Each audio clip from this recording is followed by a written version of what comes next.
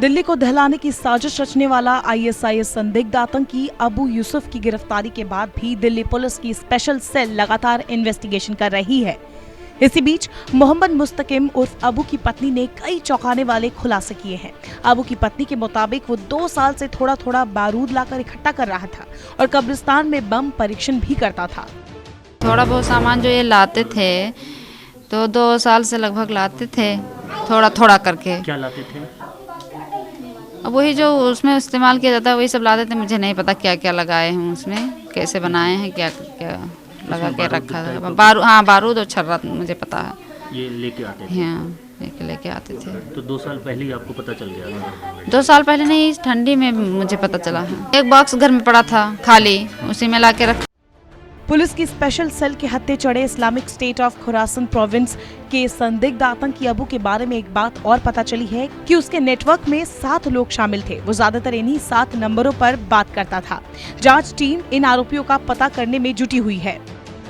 Police जांच में ये भी बात सामने आई है कि संदिग्ध आतंकी सीमा पार आकाओं से चैट ऐप के जरिए जुड़ा हुआ था।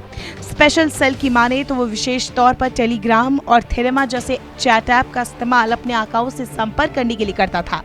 वो सिर्फ वही काम करता था जो उसके आका उसे कहते थे।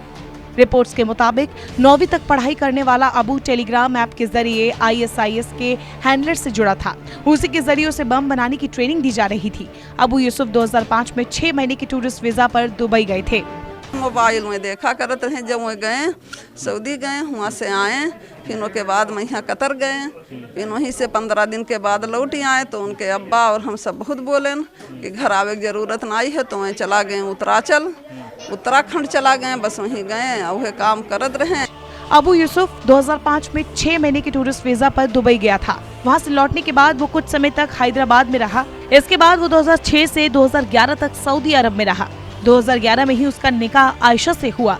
यूसुफ ने 2015 में 15 दिन के लिए कतर में काम किया।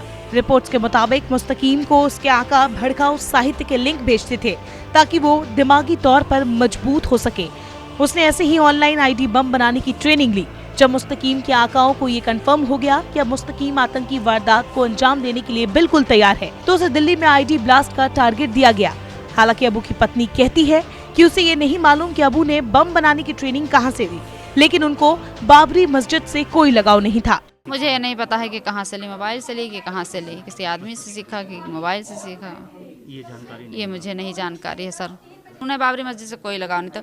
वो कह रहे थे कि बाबरी मस्जिद, चाहे बाबरी मस्जिद की जगह पे मंदिर रहे या बाबरी मस्जिद रहे, मुझसे उससे कोई लेन देन नहीं है।